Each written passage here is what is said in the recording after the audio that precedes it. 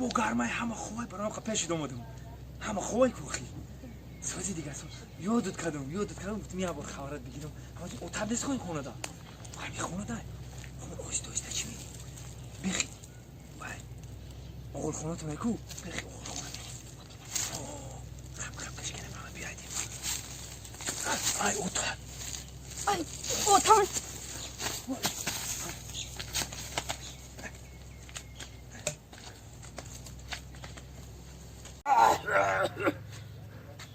آی کجا باده خودو؟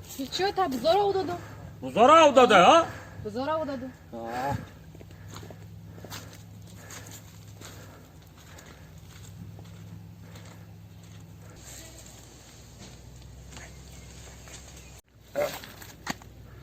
چیه جمعیده ستاره درخته؟ داری هوای گرم داری خانه ما چیکار میکنی؟ السلام علیکم بابای خالدار بای نه سواس نه چی هوا گرمی بچید گفتی میخواد توت بخورم برام خواه توت خریب رو آمدم چه خیلی درختی بده که؟ بده؟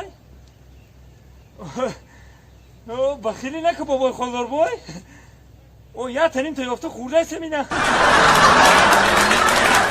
کرانتین خیلی خوبه کرانتین نگو کرانتین تمام شد بخیر چی؟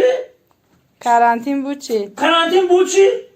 خیراته که کرانتین تمام شد نباشه من دارم گورو پیر نشیدم جگر جان تو میدونی که در پیش شاعری حاضر زمان و حاضر جواب ایستاده ای من یکی از شاعرهایی هستم که سرودهای کلاسیک رو آهنگای کلاسیک رو به آهنگای حاضره ادرشتاو میکنم یعنی شش مقام رو با رپ فلک رو با رپ آمیخته کرده یک ایجادیات نو تولید میکنم میخوای که یک از ایجادهایم یک تا برای تو بسرایم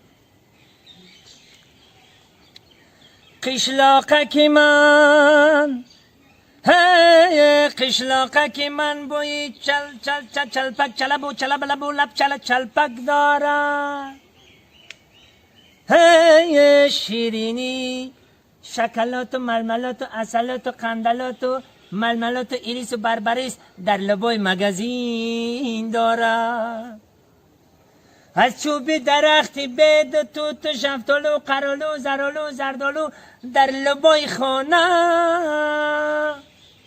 گوهارم و کلسکم و خداناک و کلکوتی دارد